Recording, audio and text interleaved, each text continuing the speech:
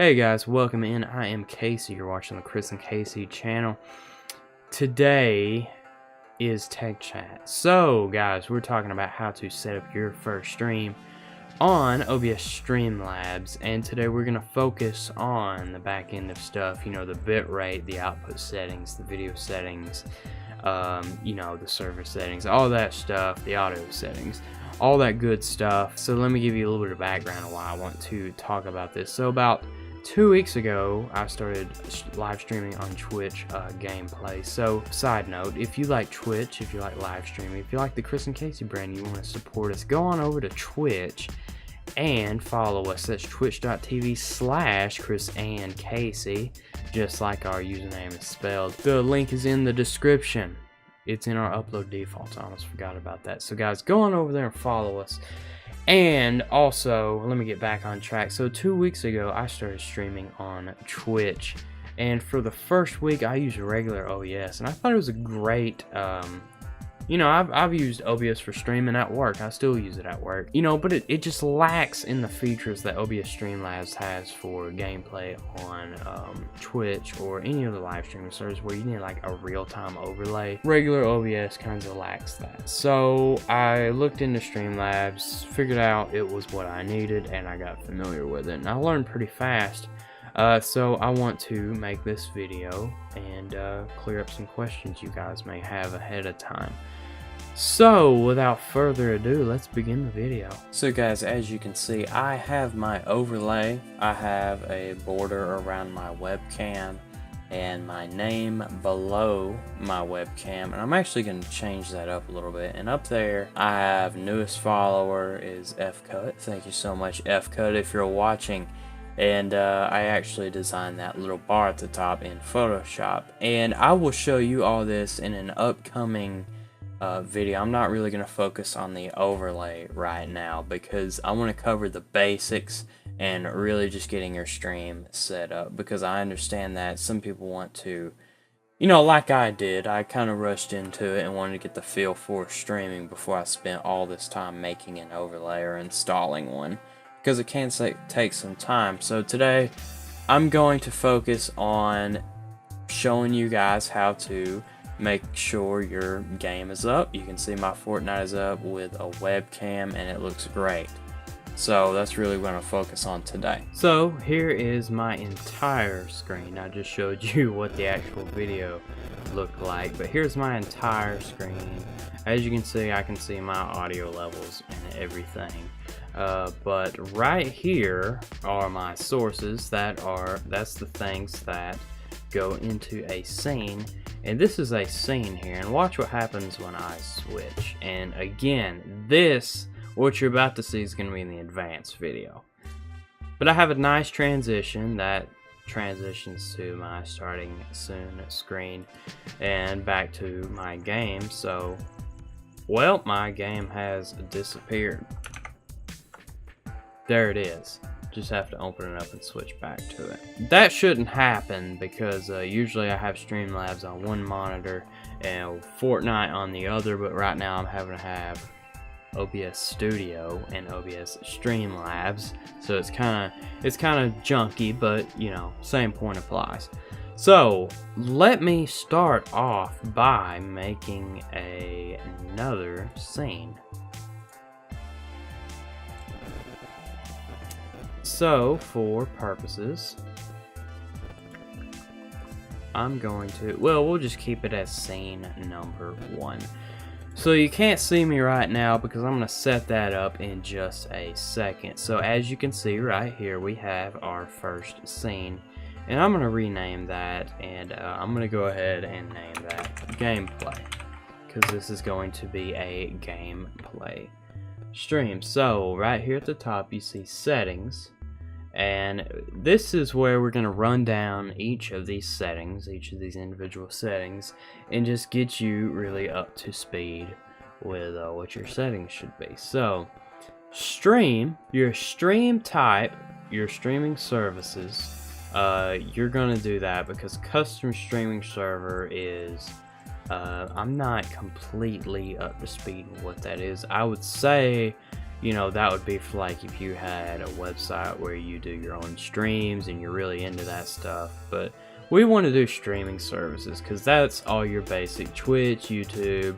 I haven't heard of Smashcast, but I've heard of Mixer, Facebook Live, Twitter, all that stuff. So server, I usually leave mine at auto. Some people will tell you to do the closest one, but my internet connection is good enough right now that I don't really see a difference. It detects it pretty good. I've never really seen it change. It picks the one that it likes and it doesn't change. And stream key, obviously I'm not going to show you my stream key, but that is where you're going to go to Twitch into your dashboard and paste your stream key that you have to that, and that's going to allow you to stream straight to Twitch. And usually when you log in with your Twitch login, it will fill that out for you, so you really shouldn't have to do much in this stream tab. Just make sure it's correct. So output, I recommend using advanced because you can control more. So you want audio track number 1. If you do 2 or 3, it could mess things up. Your encoder, if you have a graphics card, which I dearly hope you do because it's gonna make things complicated. NVEC, if you're using, I'm using a GTX card, NVIDIA card, so NVEC is what I use, or NVENC. I always call it NVEC. I don't really know the repercussions of using software. I've used both of these before. They work about the same for me, at least. I have a 1080 Ti, so. And I should mention, this might take a little bit of trial and error just because everybody's computer is different, but here's my recommended settings. Okay, so rate control, you want CBR, you want constant bit rate. Constant bit rate, and you just because you don't want it spiking and going down because you let it. Constant bit rate's gonna keep the bit rate about the same. And bit rate, if you're not familiar with that term, is how often and how big the information is transmitted to Twitch. So the higher the number, the more information Twitch is getting, therefore the better picture. I have a really good internet connection, so I keep mine at 4500. The highest you can go on Twitch is 6000, which is perfect. It's a perfect stream. And if you're starting out, Twitch doesn't give it transcoding, which means usually on YouTube you have 1080p and then it transcodes them down to 720, 360, 480, I think I skipped. So I keep mine at 4500 because it looks really great.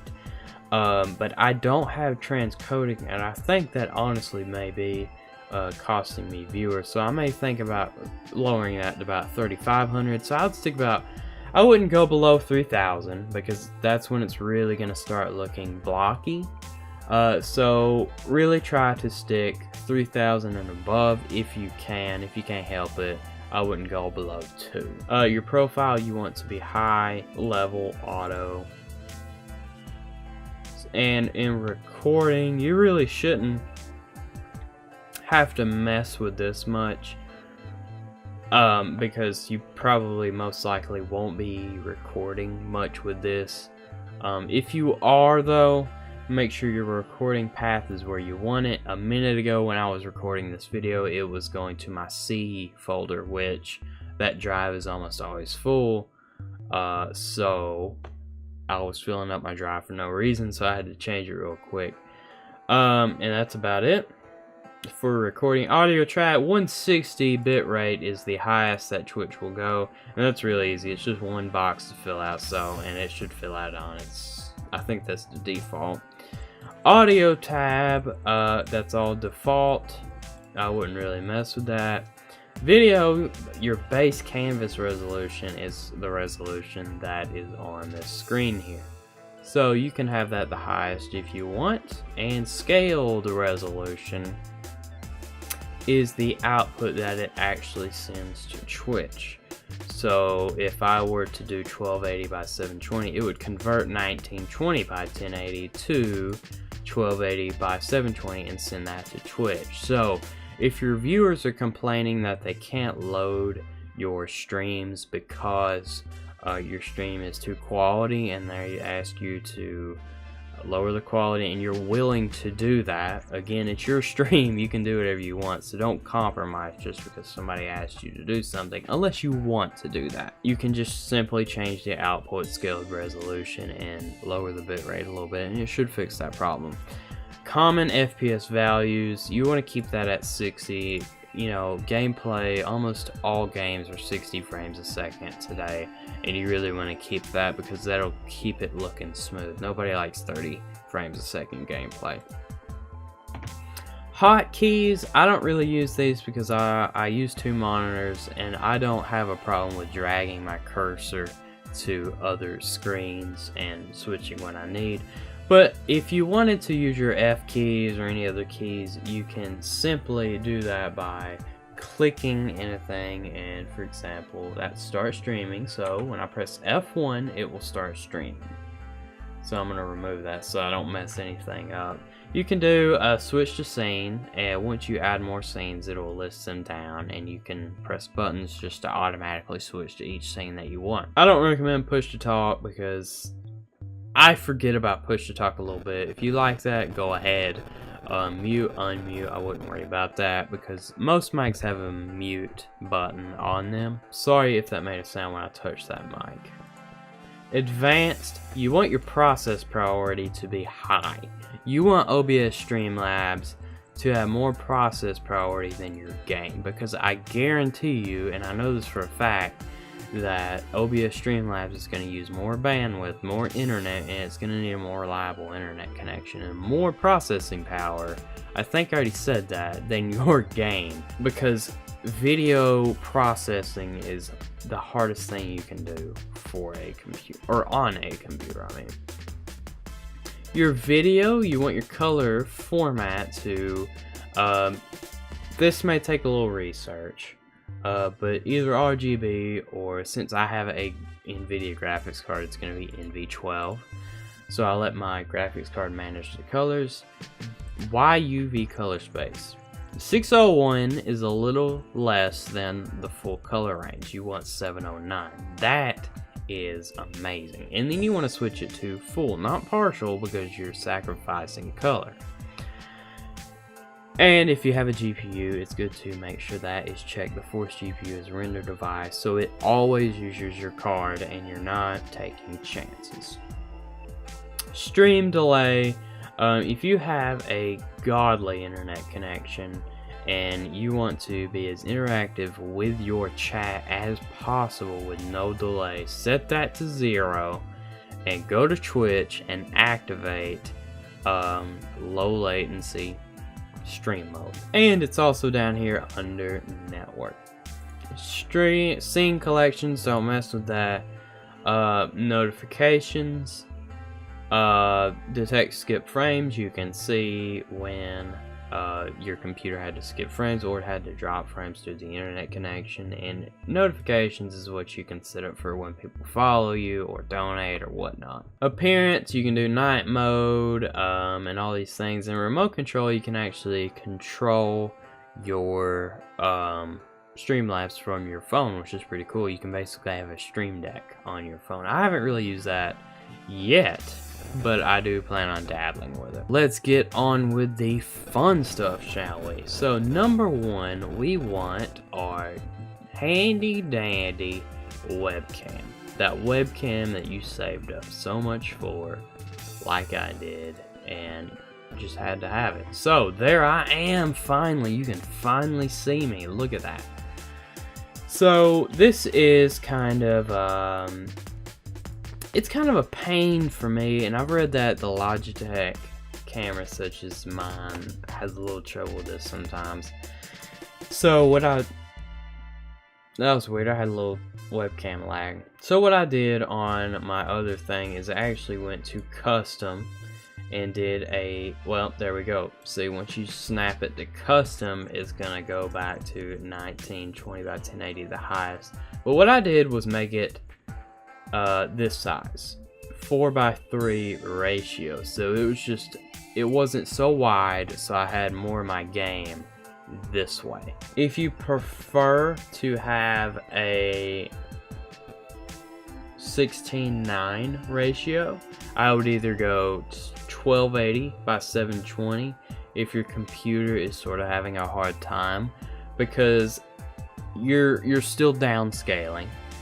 So 1280 by 720 is going to still look super HD, but if you're picky, you can go 1920 by 1080. And you can see once I size that back down, it's not going to make much of a difference. It's a little bit crisper, to be honest. FPS, you want to match output FPS. That's what is in your settings. Your color, I didn't realize I had my color space set wrong. So I want 709. Well, it's because I added a new source. You want it 709 and full, so you can have that full color detail. Just make sure of that. And that's pretty much it. So the cool thing you can do on Streamlabs is, you know, if you want it to fill the screen for a scene, you can right click, hover over transform, and do fit the screen. That's going to make it go kablamo and fill up the whole space. You can do, well, let me drag it back down. So we're going to drag it to about that size, and we're going to off center it. Actually, I'm going to clip it to the side. It's got a little bit of snap that's kind of annoying at times. We can center vertical. So when I snapped it to the side and sent it vertical, it's going to automatically center it perfectly with the center vertically. So if you know, like Fortnite, this is a good game to do that, because you have your health bar down here. People don't really want to look there, and that's just a good place for the webcam. But it's whatever you feel comfortable doing. Let's see what else. If you want it flip vertically for some reason, I don't know why you would do that, but you can do that. That's an option. So for your game, what you want to do is go to game capture. That's what I do. Add new source, and you want to capture specific window because it's easier than, you know, it's easier for me. And then you want to find your Fortnite client or Overwatch or Fallout 76 or whatever game you're playing, and it should pop right up. And see, you're gonna run into this once you add a new scene. You can't see the webcam. All you gotta do is click and drag, and there I am, right there on the side. You have your Fortnite, you've got yourself right there, and it's a good looking stream. This is a good looking stream. You could stream like this, you would get followers. So I'm gonna leave it right there, guys. Thank you so much for joining me for today's tech chat. I really hope this video helps. If it did help, comment down below. If you have any more questions, comment down below. And the only other thing I would ask of you is to be looking out for that advanced video about how to set up your overlay and work with Streamlabs and get your newest followers, donations, and all that fancy bells and whistles on your stream. So guys, thank you so much for being here once again. I hope to see you on the next tech chat. Leave a like, leave a comment, and share this video out if you enjoyed it. I really hope it helped. Guys, remember, we're on Twitch, Chris and Casey on Twitch. It's twitch.tv/Chris and Casey. We're on Twitter, that's @Chris and Casey. Facebook and Instagram, Chris and Casey as well, guys. So go follow us. We'll be there all day, guys. Thank you so much for joining. I'll see you next time.